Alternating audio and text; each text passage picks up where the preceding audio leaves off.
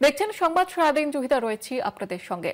ভারত বাংলাদেশ সীমান্তে কাঁটাতার ঘেরার মামলা রিপোর্ট দেওয়ার বদলে বক্তব্য জানাতে সময় চাইল রাজ্য। সিরিয়াস ইস্যুতে বেশি সময় দেওয়া যাবে না মন্তব্য আদালতের। জমি কিনতে কেন্দ্র টাকা দিয়েছে মন্তব্য কেন্দ্রের আইনজীবীর। ভারত বাংলাদেশ সীমান্তে কাঁটাতার ঘেরার মামলা রিপোর্ট দেওয়ার বদলে বক্তব্য জানাতে সময় চাইল রাজ্য। সিরিয়াস ইস্যুতে বেশি সময় দেওয়া যাবে না মন্তব্য আদালতের। জমি কিনতে কেন্দ্র টাকা দিয়েছে মন্তব্য কেন্দ্রের আইনজীবী। যেমনটা আপনাদের জানাচ্ছিলাম, আবারও একবার জানিয়ে রাখবো, ভারত বাংলাদেশ সীমান্তে কাঁটাতার ঘেরার যে মামলা রিপোর্ট দেওয়ার বদলে বক্তব্য জানাতে সময় চাইল এবার রাজ্য। সিরিয়াস ইস্যুতে বেশি সময় দেওয়া যাবে না মন্তব্য আদালতের। জমি কিনতে কেন্দ্র টাকা দিয়েছে মন্তব্য করেন কেন্দ্রের আইনজীবী।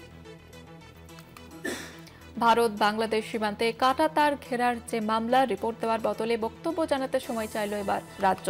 তবে সিরিয়াস ইস্যুতে বেশি সময় দেওয়া যাবে না মন্তব্য আদালতের। জমি কিনতে কেন্দ্র টাকা দিয়েছে মন্তব্য কেন্দ্রের আইনজীবীর। আমাদের সঙ্গে টেলিফোন লাইনে রয়েছে প্রতিনিধি পীযূষ কান্তি নাগ। পীযূষ কান্তি, ঠিক কি জানা যাচ্ছে এই বিষয়ে? দেখো, ভারত বাংলাদেশ সীমান্তে যে কাঁটাতারের জড়া সংক্রান্ত মামলা, সেই মামলায় ইতিবাচক পদক্ষেপ নেওয়ার ক্ষেত্রে রাজ্য সরকার একটি রিপোর্ট জমা করতে সময় চায়।